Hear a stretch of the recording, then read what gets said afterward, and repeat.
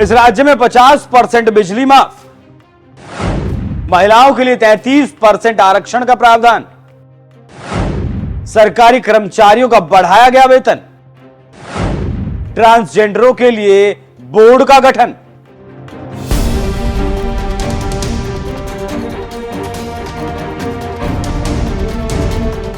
महंगाई, बेरोजगारी, घुसपैठ, एक देश एक कानून इस देश के मौजूदा वक्त में सबसे बड़े मुद्दे हैं। केंद्र सरकार तो उन पर काम कर ही रही है, लेकिन बीजेपी शासित जो राज्य हैं वो भी अपने स्तर पर इन समस्याओं को दूर करने का काम कर रहे हैं। ऐसी राज्यों की लिस्ट में उत्तराखंड भी एक राज्य है और ये ऐसा राज्य है जो बहुत तेजी के साथ अपने लक्ष्य की तरफ बढ़ रहा है। हाल ही में उत्तराखंड सरकार की तरफ से कैबिनेट मीटिंग में कुछ फैसले लिए गए जो नजीर बन गए। धामी सरकार अपनी कैबिनेट की मीटिंग में कुल 22 प्रस्तावों पर चर्चा करती है, जिनमें से कुछ को तुरंत ही लागू करने का आदेश भी पारित कर दिया जाता है। इस बैठक में लोगों के हितों को ध्यान में रखते हुए राज्य में 50% बिजली माफ करने का भी फैसला किया गया। सरकार का ये ऐसा फैसला है जो आम जनमानस को सीधे तौर पर फायदा पहुंचाएगा। बस ध्यान रखा जाएगा कि इसका गलत फायदा ना उठाया जाए, और अगर गलत फायदा उठाया गया तो 50% बिजली माफ करने की बजाय दोगुना बिल वसूल लिया जाएगा। इस मीटिंग में एक और फैसला किया गया जो सीधे तौर पर लोगों को फायदा पहुंचाएगा।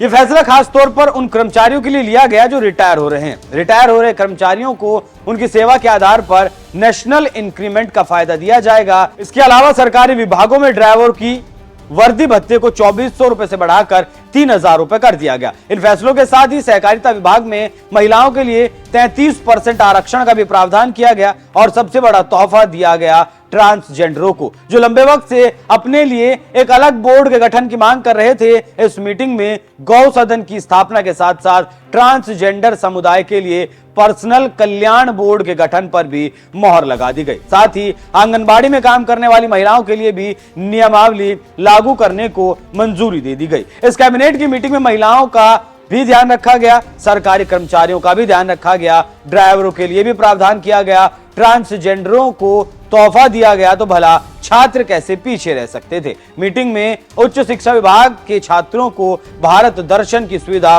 उपलब्ध कराने के साथ ही शिक्षकों को देश के प्रमुख शैक्षणिक संस्थानों का भ्रमण कराने का भी वादा किया गया। इसके साथ ही राज्य में बसों में सफर करने वालों को ध्यान में रखते हुए पर्यावरण का भी ख्याल रखा गया, और इसीलिए परिवहन निगम को 100 BS6 बसों की खरीद करने की मंजूरी भी दे दी गई। ये सब फैसले जो लिए गए हैं वो कैबिनेट की बैठक में लिए गए हैं, लेकिन इससे इतर भी धामी सरकार प्रदेश को दुनिया में पहचान दिलाने के लिए कड़ी मेहनत कर रही है। वो हिमालयन ब्रांड के जरिए उत्तराखंड के उत्पादों को देश के साथ साथ दुनिया के कोने कोने में पहुंचाने की कवायद हो, या फिर देश की पहली योग नीति बनाने की बात हो। योग नीति के जरिए धामी सरकार आयुर्वेद और योग को व्यापक स्तर पर साथ लाकर स्वास्थ्य के क्षेत्र में नई क्रांति लाने में अपनी भूमिका भी निभाने वाली है। इसके लिए देहरादून में आयुर्वेद कांग्रेस और आरोग्य एक्सपो 2024 का आयोजन किया गया। इस आयोजन के दौरान